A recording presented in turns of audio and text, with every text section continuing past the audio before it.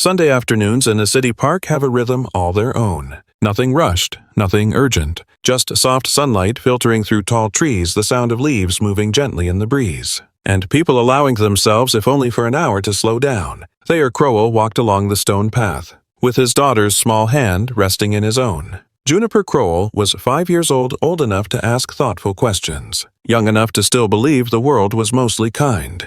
Thayer no longer believed that. He was dressed simply, a light gray jacket, dark slacks, polished leather shoes. Nothing about him suggested success, yet nothing suggested struggle either. People passing by would never guess that he ran a thriving business, or that his life was carefully structured down to the smallest detail. They would also never guess how empty it felt. Since his wife passed away, Thayer had learned how to function, without truly feeling. He woke up, he worked. He made sure his daughter was fed, clothed, and safe. He did everything a good father was supposed to do. What he no longer did was let himself feel deeply. Juniper, however, felt everything. She slowed her steps, her eyes wandering across the park. She paused to watch pigeons peck at crumbs near a bench. She smiled at an elderly couple sitting side by side in quiet companionship. She listened to the laughter of children drifting from the playground nearby. "Daddy," Juniper said softly. Thayer looked down. "Yes, sweetheart." She didn't answer right away. Instead, she gently tugged his hand and pointed ahead. On a worn wooden bench sat a young woman with a little boy standing close beside her. The woman held an old wallet in both hands, her fingers gripping it as if it might disappear. The boy stared openly at an ice cream cart parked just a short distance away. Thayer glanced briefly, then instinctively started to move on.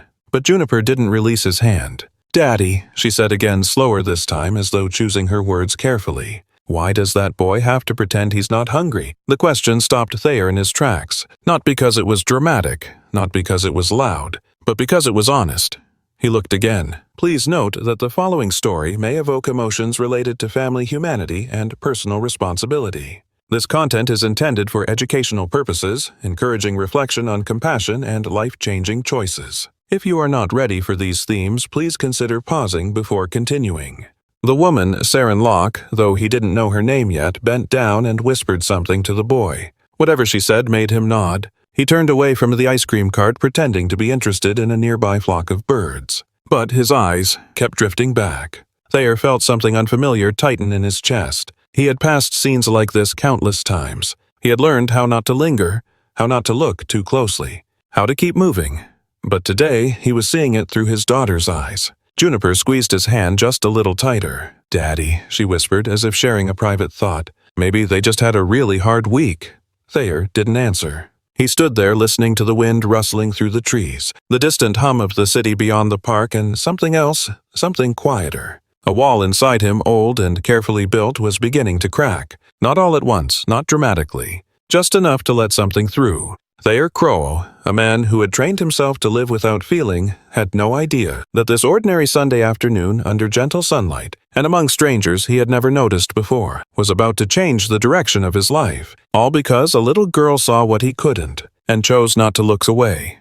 Thayer Crowell did not move right away. He stood there on the stone path, his daughter's small hand wrapped around his own, watching a moment he had spent years training himself not to see. Not because he was cruel, not because he didn't care, but because caring had once cost him more than he knew how to survive. The park continued around them as if nothing unusual was happening.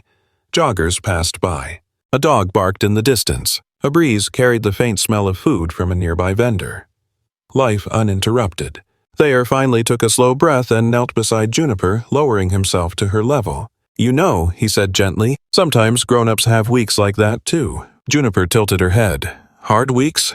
"Yes," he replied. "Weeks where things don't go the way they hoped." She thought about that for a moment, then nodded seriously, as if accepting a truth far bigger than her 5 years. Thayer stood back up, but something inside him remained unsettled. For most of his adult life, Thayer had been known as a man who handled pressure well. He was dependable, steady, calm in rooms where other people lost their tempers or made careless decisions. Colleagues admired his discipline. Friends, what few he still kept, described him as solid. But none of them saw what it took to become that way. Years earlier, before loss had reshaped him, Thayer had been different. He laughed easily then, spoke openly, made plans without calculating how much they might hurt if they fell apart. His wife had loved that version of him, the man who believed. The future was something you built with optimism, not caution. Her death changed all of that. It hadn't been dramatic. No long illness, no final conversations filled with closure and wisdom. Just a sudden accident, a phone call that split his life in two before and after, and a silence that followed him everywhere. In the months after Thayer learned something important. Pain doesn't always scream. Sometimes it settles in quietly and teaches you how to function without joy. So he adapted. He threw himself into work because work followed rules. He created routines because routines didn't abandon you. And he focused everything he had on Juniper, because loving his daughter felt safe in a way nothing else did. Still, even that love had boundaries. He gave her security, stability, protection. But he avoided the deeper places, the kind of emotional openness that reminded him too much of what he had lost. As they resumed walking through the park, Juniper swung their joined hands back and forth, humming softly to herself. Thayer watched her, struck by how easily she moved through the world, how freely she noticed people, how naturally she cared. He wondered, not for the first time, when he had stopped doing that. They reached the ice cream cart a few minutes later. Juniper studied the options with serious concentration, finally choosing a simple vanilla cone with colorful sprinkles. Thayer paid without looking at the price, as he always did, and guided her to a nearby bench. Juniper climbed up and began licking the ice cream, carefully determined not to let it melt too quickly. "Daddy," she said after a moment, her voice quieter now. "Do you think that boy likes sprinkles too?" Thayer's gaze drifted back to the other bench. The woman and her son were still there. The boy sat close now, leaning slightly against his mother. She had slipped the wallet back into her bag and wrapped an arm around his shoulders. They were waiting for the moment to pass. Thayer felt the weight of something he couldn't quite name. He had spent years believing that if he stayed focused on his own responsibilities, he was doing enough, that the world's problems were too large, too complex, too constant to engage with personally. But Juniper didn't see it that way. To her, it wasn't the world. It was just one boy, one mother, one moment, and somehow that made it harder to ignore. Thayer remembered his own childhood long afternoons when his mother would stretch meals, to make sure there was enough when his father worked extra shifts, and pretended not to be tired. He hadn't been poor exactly, but he knew what it felt like to sense tension in adults who thought they were hiding it well. Looking at that boy now, he recognized the same quiet understanding. Juniper finished her ice cream and wiped her hands carefully with a napkin Thayer handed her. "Daddy," she said again, more confidently this time, "I think we should help them." The words landed gently without pressure. Not a demand, not an accusation. Just a suggestion from someone who still believed. Help was something people simply offered when they could. Thayer sat there longer than necessary, his eyes on the ground, his thoughts moving slowly. For years, he had believed that staying emotionally distant was a form of strength. That if he didn't open himself to the pain of others, he could manage his own better. But sitting there now, with Juniper beside him, he began to question that belief. What if distance wasn't strength at all? What if it was simply fear dressed up as self-control? He stood holding Juniper's hand once more. "Come on," he said quietly. Juniper smiled as if she had already known the answer. They walked back toward the ice cream cart, and for the first time in a long while, Thayer felt something unfamiliar guiding his steps. Not obligation, not routine, but intention. He didn't know what he was about to do. He didn't have a plan. And he certainly didn't expect anything in return. But as they moved closer, Thayer realized something important. For the first time since his wife's death, he wasn't acting out of duty. He was choosing to be present. And sometimes that choice is where everything begins. As they approached the bench where the woman and her son sat, Thayer had no idea that this small decision, this moment of courage, he would never have called bravery, was setting something much larger into motion. Not just for them, but for him, and for Juniper, and for two lives that had been waiting quietly to be seen. Thayer Crowell did not think of himself as a generous man. He donated to charities, yes. He wrote checks when asked. He attended fundraisers when it was expected of him. But those actions lived safely at a distance. They never required eye contact. They never required him to feel anything beyond polite approval. This was different. As he and Juniper stood at the ice cream cart again, Thayer felt an unfamiliar tension settle into his shoulders, not anxiety exactly, but awareness. The kind that comes when you realize your next decision will matter in ways you can't yet see. The vendor looked up surprised but friendly. "Back already?" he asked with a small smile. Thayer nodded. "Yes, I'd like 2 more cones. The biggest ones you have." Juniper's eyes widened. Daddy Thayer glanced down at her and smiled just slightly. "Trust me." The vendor worked carefully, scooping generous portions, adding toppings with the kind of enthusiasm that comes from knowing something good is about to happen. Chocolate, caramel, Sprinkles, a little extra whipped cream just because. Juniper watched her feet swinging above the ground, clearly sensing that this wasn't about ice cream anymore. When the cones were ready, Thayer paid and declined the change. He took one cone in each hand and turned slowly toward the bench where the woman and her son sat. Saren Locke noticed them approaching almost immediately. She straightened instinctively, one hand tightening around the strap of her worn bag. Years of navigating uncomfortable situations had taught her to read intentions quickly. Her first thought was that she was about to be embarrassed. Offered help she hadn't asked for. Charity she didn't want, pity she refused to accept. Ashby noticed too. His eyes locked onto the ice cream, then flicked up to Thayer's face. He didn't move. He waited. He had learned not to expect things too easily. Thayer stopped a few steps away, careful not to crowd them.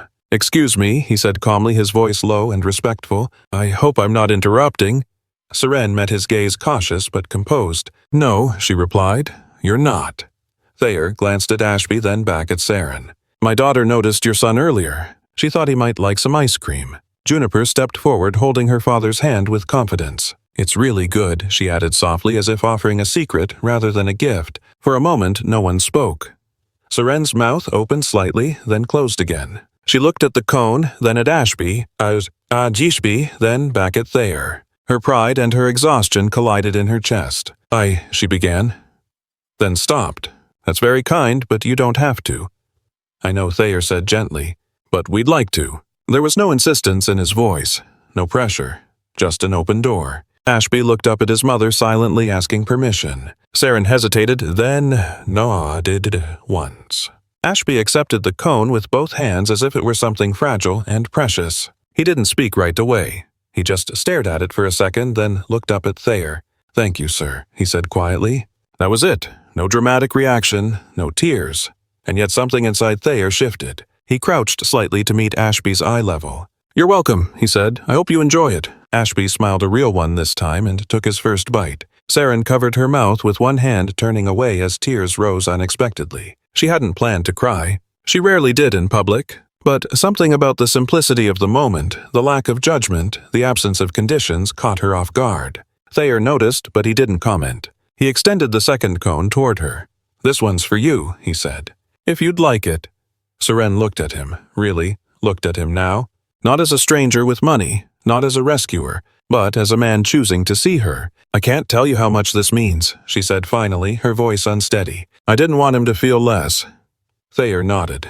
"I understand." He didn't explain how. He didn't need to. For a few quiet minutes they stood there, two adults and two children, connected by something small and unexpectedly powerful. Juniper sat down beside Ashby, carefully holding her hands in her lap. "What's your favorite flavor?" she asked. Chocolate, Ashby replied, his mouth already smudged. "That's a good one," Juniper said seriously. Saren laughed softly through her tears. Thayer watched the children, then turned back to Saren. "My name is Thayer," he said. "And this is Juniper." "Saren," she replied. "And my son is Ashby." They exchanged a brief nod, not a promise, not an expectation. Just acknowledgement. After a moment, Thayer stepped back, sensing the right time to leave. "I hope you both have a good rest of your day," he said. "You too," Saren replied. "And thank you. Truly." Thayer took Juniper's hand and began to walk away. They hadn't gone far when Juniper tugged gently at his arm. "Daddy," she whispered, "she looks happier now." Thayer looked back once. Saren and Ashby sat close together, ice cream cones half melted, sharing quiet smiles. It wasn't a miracle. It didn't fix everything, but it mattered. "Yes," Thayer said. "She does." As they continued down the path, Thayer felt something he hadn't felt in a long time. Not relief, not closure, but possibility. He didn't know that he would see Saren again. He didn't imagine that this small choice would grow into something larger. He only knew that for the first time since his life had fractured, he had acted not out of habit but out of humanity. And sometimes that is how lives begin to change. Not with grand gestures, but with a simple decision to stop and see the people right in front of you. Thayer Crowell did not expect to see her again. In his experience, moments like the one in the park were meant to pass quietly into memory. Small intersections of lives that never crossed twice. He had learned not to attach meaning to them, not to imagine continuations. That was how he protected himself. So when he pushed open the glass door of the cafe on Ormond Street 5 days later, he was thinking about anything but Saren Locke. The cafe was modest and warm, the kind of place people visited for consistency rather than excitement. Exposed brick walls, soft lighting, The low, steady hum of conversation layered with the sound of cups being set down and the hiss of steaming milk. Thayer liked it because it didn't demand anything from him. He could sit, think, and leave unnoticed. He ordered a black coffee and took a seat near the window, placing his phone face down on the table. He had 20 minutes before his business partner arrived, just enough time to review notes and prepare himself for a discussion he'd been putting off. He had barely opened his folder when he heard a voice that made him pause. "Please, I can start right away." The words weren't loud. They didn't need to be. There was something in the tone, carefully controlled, but edged with urgency, that caught his attention. Thayer looked up. Serene stood near the counter, hands clasped together in front of her. She wore dark jeans and a pale sweater that had clearly been washed many times. Her hair was pulled back into a simple knot, a few loose strands framing her face. She looked tired, more tired than she had in the park. Across from her stood the cafe's owner, a woman in her 50s with practical shoes, and an expression shaped by years of difficult decisions. "I'm really sorry," the owner said kindly. "I wish I could help, but I don't have the hours. My staff is full." Serene nodded once, swallowing. "I understand," she replied. "I just thought I'd ask." The owner hesitated. "You mentioned you have a child." "Yes," Saren said. "He's 7. "And you don't have childcare." "No," Saren answered quietly. The owner sighed. "That's the hard part, honey. These hours are long. It wouldn't be fair to you or to him." Saren nodded again. She didn't argue. She didn't push. She had learned which battles weren't worth fighting. "Thank you for your time," she said softly. She turned to leave.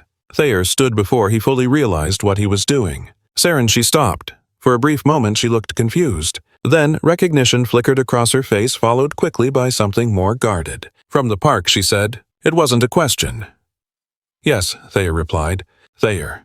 We met with our kids." She studied him carefully, as if weighing whether this was another uncomfortable moment she needed to navigate. "Is everything okay?" she asked. "Yes," he said quickly. Yes. Would you like to sit down for a minute?" Saren hesitated. Pride urged her to decline. Exhaustion urged her to accept. She nodded. They took seats at a small table near the wall. Thayer gestured toward the counter. "Can I get you something?" "No, thank you," Saren said. "I should, probably." "You don't have to stay long," he said gently. "I just thought we could talk." She folded her hands together on the table, keeping her posture straight. Thayer noticed the way she held herself. Careful, composed, as though any slip might cost her something. "I hope I didn't make things awkward in the park," he said. Saren shook her head. "No, you didn't. It was kind. Unexpected." She paused, then added, "My son talked about it for days." Thayer smiled faintly. Juniper did too. There was a quiet understanding in that shared admission. Thayer took a breath. "I overheard part of your conversation just now. I didn't mean to." "That's okay," Serene said. There wasn't much to miss. She tried to smile, but it didn't quite reach her eyes. Thayer hesitated, then spoke carefully. "I might have something to offer. And I want to be clear, it's not charity." Serene's expression tightened slightly. "I don't take handouts. I wouldn't offer one," Thayer replied. "This would be work." She studied him again more intently now. "I need help at home," he continued. "Housekeeping, meals, some childcare support when I'm working late. I've had people before, but it's never felt right." Seren didn't answer immediately. "And I'd want it to be fair," Thayer added. "Clear hours, a real salary, boundaries." Silence settled between them. Finally, Serene spoke. "Why me?" Thayer considered the question. "Because my daughter trusts you," he said simply. "And because I watched you with your son. You care. That matters." Seren's gaze dropped to the table. "I don't have references," she said. "No formal training. I've done cleaning, caregiving, whatever work I could find. But nothing long-term, that's okay," Thayer replied. "I'm not looking for perfection. I'm looking for someone reliable and kind." Seren exhaled slowly. "And my son?" she asked. "I won't leave him alone. I wouldn't ask you to," Thayer said. "If this worked, he'd be welcome too." Her eyes lifted, startled. "You'd let him live there?" she asked. "Yes," Thayer said. "I have a guest suite, and Juniper would like the company." Seren shook her head, slightly overwhelmed. "This feels too big. It doesn't have to be permanent," Thayer said. "We could try it, a few weeks. If it doesn't feel right, we stop." She was quiet for a long moment. Thayer didn't rush her. "I've been disappointed before," Seren said finally. "Promises that sound good at first don't always stay that way." "I understand," Thayer replied. "That's why I want this to be clear from the start." He slid a piece of paper across the table with his contact information. "Take it," he said. "Think about it. No pressure." Seren stared at the paper, then slowly folded it and slipped it into her bag. "Thank you," she said, "for treating me like a person." Thayer nodded. "That is the only way I know how." They stood. As Seren turned to leave, she paused. "If I say yes, it won't be because I'm desperate." "I wouldn't expect it to be," Thayer said. She gave him a small, genuine smile. "Then I'll call you." After she left, Thayer returned to his table. But the papers in front of him no longer held his attention. He felt unsettled, but not in a bad way. For the first time in years, he had made a decision without calculating how much it might cost him emotionally. Across town, Seren walked home with Ashby later that afternoon. "Did you get the job?" Ashby asked quietly. She squeezed his hand. "Not yet. But maybe he pressed." She looked down at him, then nodded, "Maybe." That night, after Ashby fell asleep, Serene sat on the edge of her bed holding the folded paper in her hand. She thought about the park, about Juniper's open smile, about Thayer's calm voice, and for the first time in a long while she allowed herself to imagine something different. Not rescue, not a miracle, just a chance. And sometimes that's all it takes for a life to begin shifting one careful step at a time. Seren Locke arrived at Thayer Crowell's house on a Monday morning. She had 2 suitcases, 1 backpack, and a quiet determination not to expect too much. Ashby walked beside her, his hand wrapped tightly around the strap of his worn backpack. He looked at the house with wide, cautious eyes. It wasn't enormous in the way mansions were shown on television, but it was clearly a place built for comfort rather than survival. Clean lines, tall windows, a small garden framed by a wooden fence. Ashby stopped at the gate. "Mom," he whispered, "are we allowed to be here?" Seren knelt in front of him, brushing his hair back gently. "Yes," she said, "we are allowed." Thayer opened the door before they could knock. He was dressed casually, jeans, a button-down shirt with the sleeves rolled up. He looked less like a businessman, and more like someone trying to make a good first impression. "I'm glad you came," he said. Seren nodded. "Thank you for the opportunity." Juniper appeared behind him, peeking out shyly at first. When she recognized Ashby, her face brightened. "You came," she said, stepping forward. Ashby hesitated, then smiled back. "Yeah." Thayer stepped aside. "Come in. Let me show you around." The house felt quiet but not cold. Sunlight filtered through the windows, landing softly on wooden floors. Seren noticed what wasn't there as much as what was: no family photos lining the walls, no clutter, no signs of a life lived loudly. Everything was neat, almost carefully neutral. "This will be your space," Thayer said, opening a door down the hall. "Bedroom, bathroom, separate entrance if you want privacy." Seren took it in slowly. Clean bed, fresh linens, a small desk by the window. Ashby wandered toward a second door. "That one's yours," Thayer said, "if you like." Ashby opened it and froze. A neatly made bed, a bookshelf, a small basket of toys. Nothing extravagant, but everything intentional. He turned to his mother, eyes shining. "Mom, it's just mine." Seren swallowed hard. "Yes," she said softly. "It is." The first few days passed carefully. Seren worked with focus and precision. She cleaned, cooked simple meals, learned the rhythm of the house. She asked questions when necessary and stayed quiet when she wasn't needed. She kept her boundaries clear, careful not to overstep. Thayer noticed everything. He noticed how she folded Juniper's clothes with patience, even when the child left them scattered across the floor. He noticed how Seren spoke to Juniper not as an employee trying to please, but as an adult who genuinely cared. He noticed the way Ashby did his homework at the kitchen counter, glancing up often as if still unsure the stability was real. Juniper adapted quickly. She followed Seren around the house, asking questions, offering help, telling stories about school. At first, Seren responded politely, cautiously. She had learned not to let children grow too close too quickly. But one evening, Juniper scraped her knee while running in the backyard. Seren was there before Thayer could reach her. "It's okay," she said gently, cleaning the wound. "You're brave." Juniper sniffed, then nodded. "My mom used to say that." The words hung in the air. Seren paused, then met Juniper's eyes. "She sounds like she was very wise." Juniper leaned into her without thinking. Thayer watched from the doorway, his chest tightening, not with jealousy but with something like gratitude mixed with fear. That night, after the children were asleep, Thayer found Seren in the kitchen quietly washing dishes. "You don't have to do that," he said. "I know," Seren replied. "It helps me settle." He leaned against the counter, unsure how to phrase what he wanted to say. "She talks to you," he said finally. "More than she does to most people." Seren nodded. "She's been through a lot. So have you," Thayer said. Seren dried her hands slowly. "That's why I'm careful." The weeks unfolded with small adjustments. Ashby started sleeping through the night. Juniper laughed more easily. Thayer found himself lingering at dinner instead of retreating to his office. But comfort brought new fears. One evening, Seren overheard Thayer on the phone, his voice tense. She didn't catch every word, but she heard enough numbers delays uncertainty. Later that night, Ashby came into her room. "Mom," he whispered, "are we going to have to leave?" Seren pulled him into her arms. "Why would you think that I heard Mr. Crowell talking?" He sounded worried. Seren kissed his forehead. "Whatever happens, we'll face it together." But once Ashby fell asleep, Seren sat awake, staring at the ceiling. She had been here before. A safe place that turned temporary. A promise that quietly unraveled. The next morning, she asked Thayer directly. "Is everything okay?" She said, her voice calm but steady. Thayer hesitated, then nodded. "I'm working through something. But it won't affect you or the kids." Seren studied his face. "I need you to be honest with me." He met her gaze. "If things change, I'll tell you. I won't disappear." That mattered more than he knew. As days turned into weeks, the house began to feel lived in.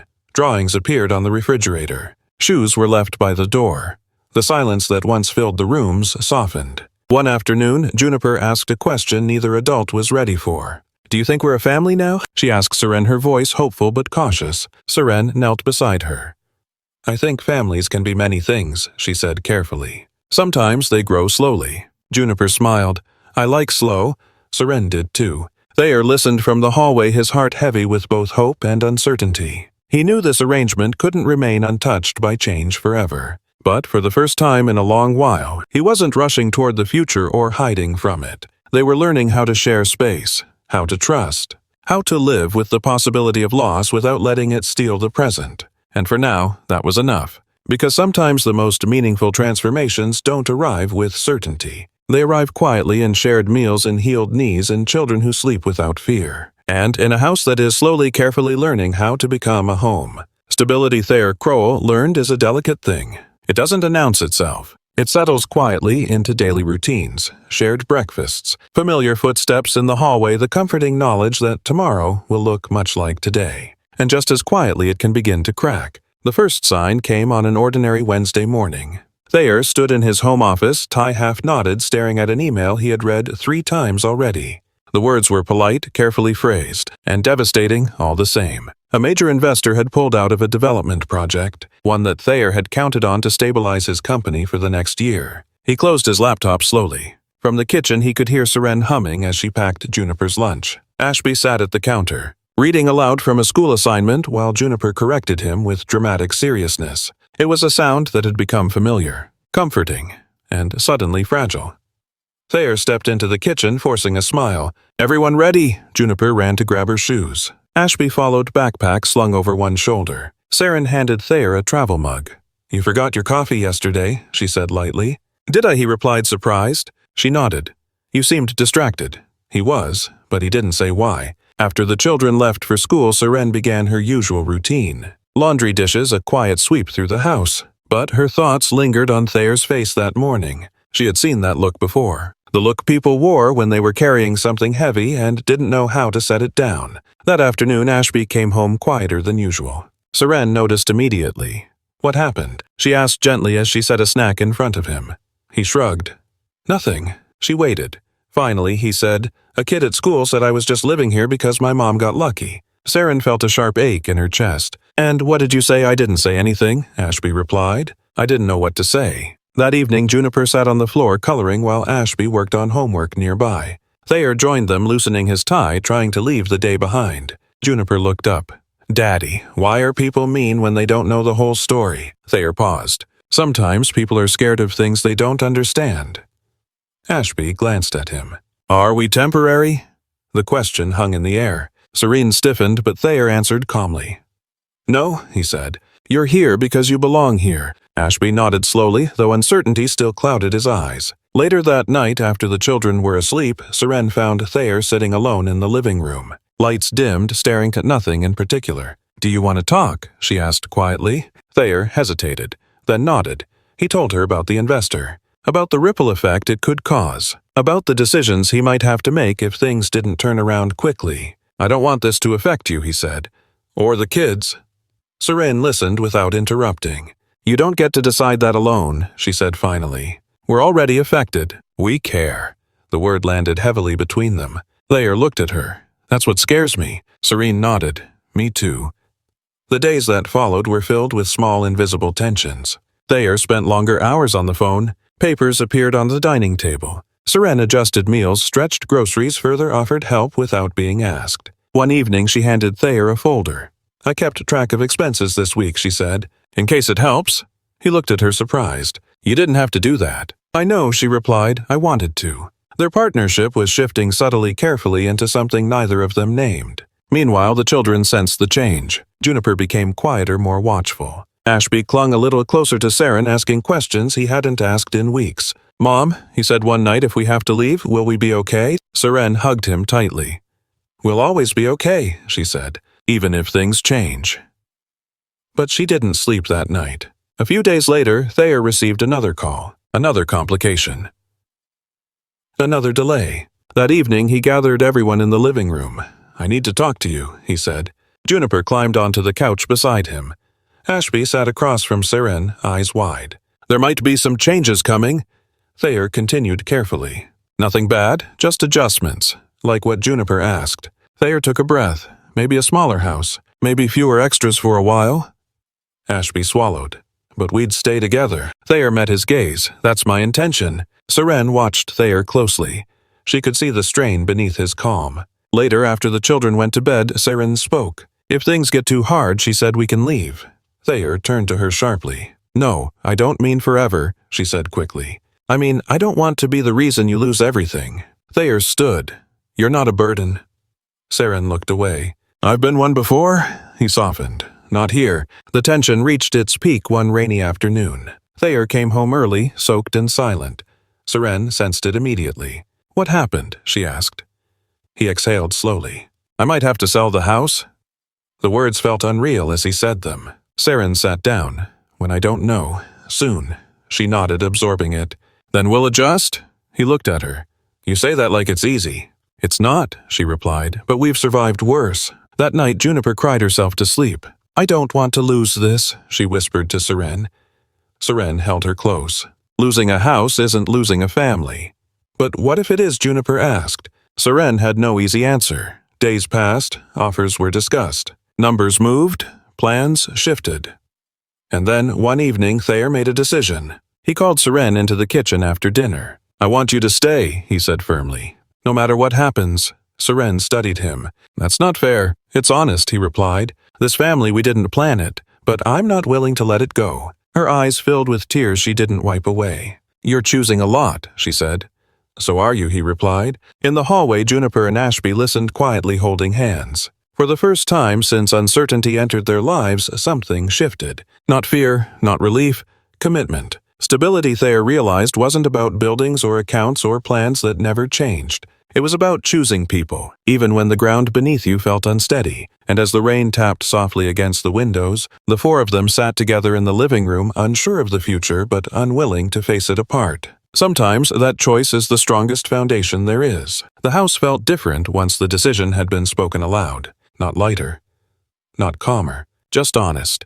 Thayer noticed it the next morning as he stood in the kitchen, staring at the familiar coffee mug in his hand. The house was quieter than usual. No rushed footsteps, no nervous energy, just the low hum of the refrigerator and the faint sound of rain still clinging to the air outside. Seren entered quietly, tying her hair back. Morning, she said. Morning, Thayer replied. There was no awkwardness between them, but there was awareness. The kind that comes after something important has been said and can't be taken back. The children came in soon after. Juniper padded into the kitchen in her socks, Ashby close behind her. They sat at the table without speaking much, eating breakfast slowly. Finally, Juniper broke the silence. Are we still going to school today? She asked. Seren smiled gently. Yes, some things stay the same. Juniper nodded, visibly relieved. After they left, Thayer and Seren stood by the door for a moment, watching the children walk down the driveway together. They hold hands a lot now, Thayer said quietly. Seren nodded. They're holding on. That afternoon, Seren packed up the house methodically, not to leave, but to prepare. She sorted through cabinets labeled boxes, set aside items they could do without. It wasn't fear driving her, it was instinct. She had learned long ago that preparation was a form of care. Thayer spent the day making calls. Some led nowhere. Others brought small concessions, delays, temporary solutions. Nothing permanent, nothing guaranteed. That evening, they ate dinner together at the table, simple food, familiar routine. Ashby cleared his plate and looked at Thayer. "If we move," he said carefully, "will Juniper still come with us?" The room stilled. Thayer answered without hesitation, yes. Juniper reached across the table and squeezed Ashby's hand. Later that night, Juniper sat on Serene's bed, brushing her hair slowly. "Do you think my mom would be mad if I'm happy here?" she asked suddenly. Serene paused. "No," she said gently. "I think she'd want you to feel safe and loved." Juniper looked down. "I don't want to forget her." "You won't," Serene replied. "Love doesn't disappear just because it grows." Juniper leaned into her, quiet tears soaking into Serene's sleeve. In the living room, Thayer watched the light under the bedroom door. He hadn't planned on loving again. He hadn't planned on building something this fragile, this real. But here it was, uninvited and undeniable. A few days later, Thayer gathered everyone together. "I've decided something," he said. Serene stiffened slightly. The children leaned in. "I'm selling the house," Thayer continued. "Not because I have to right now, but because I want to make choices before they're forced on us." Juniper's lip trembled. "But this is our home." Thayer knelt beside her. "A home isn't walls, it's people." Ashby nodded. "My mom says that too." Serene met Thayer's eyes. She could see the resolve there and the fear beneath it. That night, they sat together on the couch after the children went to sleep. "I'm scared," Serene admitted. "So am I," Thayer said. "But we're still here," she added. "Yes," he replied, "we are." The weeks that followed were filled with change. They packed, they donated, they let go. Thayer sold his second car. Serene found ways to stretch meals creatively. The children helped tape boxes and label them with drawings instead of words. There was grief in the letting go, but also pride. One evening, as they sat surrounded by half-packed boxes, Ashby spoke up. "I think we're brave," he said. Juniper smiled. "I think so too." Serene laughed softly. "I think you're right." The new house was smaller, older, closer to the city, but it had a backyard and sunlight and enough room for everyone. The first night there, they sat on the floor eating takeout. "This feels weird," Juniper said. "But good," Ashby added. Thayer looked around the room. Bare walls, mismatched furniture, quiet laughter. "Yes," he agreed, "it does." Later, after the children had fallen asleep on their mattresses, Serene stood at the window. She watched the city lights flicker in the distance. "I never thought I'd feel this safe again," she said. Thayer stood beside her. "Neither did I." They didn't touch. They didn't need to. The next morning, Serene found Juniper at the table writing something. "What are you doing?" she asked. "A letter," Juniper replied. "For my mom." Serene sat beside her. "What does it say?" Juniper smiled softly. "That I'm okay." Serene closed her eyes for a moment, letting the weight of that settle. Weeks later, life found its rhythm again. School, work, dinners, laughter. They weren't fixed. They weren't certain. But they were together. And sometimes that's the quiet miracle. Not that everything works out, but that people choose to stay when leaving would be easier. The house might have changed. The future might still be unclear. But the family, this carefully chosen imperfect family, had already made the decision that mattered most. They would face whatever came next side by side. The new house did not feel like a fresh start right away. It felt unfamiliar, echoing, unfinished. Boxes lined the walls. Furniture sat where it happened to fit, not where it looked best. The kitchen light flickered the first time Serene turned it on, and the backyard fence leaned slightly to one side. But on the second morning, something shifted. Serene woke early and stood at the stove, making pancakes from a recipe she had memorized years ago. One that required little more than flour, milk, and patience. Ashby wandered in first, rubbing his eyes. "Smells like Saturdays," he said. Serene smiled. "Every day can be Saturday if we try hard enough." Juniper came in next, hair-tangled, carrying her stuffed rabbit. Thayer followed a few minutes later, sleeves rolled up, coffee in hand. They ate together at the small kitchen table, knees bumping plates, mismatched. No one rushed. That was new. In the weeks that followed, the house began to soften around them. Juniper taped her drawings to the refrigerator. Ashby planted tomatoes in the backyard using an old shovel Thayer found in the shed. Serene hung curtains she sewed from discounted fabric. Thayer noticed something else too. He slept better, not longer, but deeper. Without the constant tension in his chest, without the silent calculation of what might be lost next. For the first time in years, he wasn't measuring success by what he owned. He was measuring it by what stayed. One evening, a letter arrived from the bank. Thayer read it slowly, then set it down. Serene noticed his expression. "Good news or bad?" "Neither," he said. "Just done. The chapter is closed." She nodded, understanding exactly what he meant. That night, Juniper climbed onto the couch beside him. "Daddy," she said, "do you think we're lucky?" Thayer thought about the question. He thought about the house they'd left behind, the uncertainty they'd faced, the fear he still carried quietly. "Yes," he said, "but not the way people usually mean it." Juniper tilted her head. "How then?" "We're lucky because we didn't miss each other," he replied. She smiled and rested her head on his shoulder. A month later, Seren hosted a small gathering in the backyard. Nothing formal, just neighbors, a few parents from the children's school, and the cafe owner who had once turned her away, but now brought homemade bread as a peace offering. People laughed, shared stories, asked questions. Thayer watched Seren move through the space with ease. Not as a guest, not as an employee, but as someone who belonged. Someone who had built her place one quiet choice at a time. Later that night, after the guests had left and the children were asleep, Seren and Thayer sat on the back steps listening to crickets. "I never thanked you," Seren said. "For what?" Thayer asked. "For not trying to save us," she replied. "For letting us stand on our own." Thayer considered that. "You saved each other," he said. "I just stayed." Seren nodded. A few weeks later, Juniper brought home a school assignment. It asked students to write about their family. She sat at the table, tongue sticking out in concentration, then looked up at Seren. "Is it okay if I write about you?" she asked. Seren felt her breath catch. "That's your choice." Juniper nodded and went back to writing. When Thayer read the paper later, he didn't speak for a long time. It didn't mention biology or loss or explanations. It simply said, "My family is the people who come when I call and stay even when things are hard." That night, Ashby asked a question he had been holding on to. "Mr. Crow," he said quietly, "can I call you something else?" Thayer smiled gently. "What would you like to call me?" Ashby thought for a moment. "Just Thayer. That feels right." Thayer nodded. "That feels right to me too." Life didn't suddenly become easy. Bills still arrived. Work was still uncertain. Some nights were still heavy with memory, but something fundamental had changed. They no longer faced those things alone. One Sunday afternoon, they returned to the park where everything had begun. The same ice cream cart stood near the path. Juniper noticed it first. "Daddy," she said softly. They bought 4 cones this time. As they sat together on the bench, Juniper looked around and smiled. "Do you think that boy remembers us?" she asked. Seren squeezed her hand.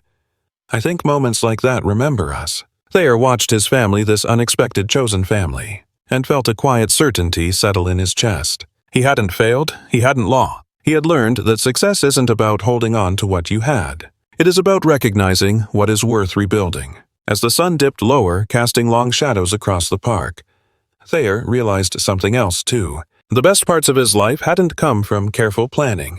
They had come from stopping long enough to see someone else, and choosing to stay. Sometimes that choice is the only miracle there is.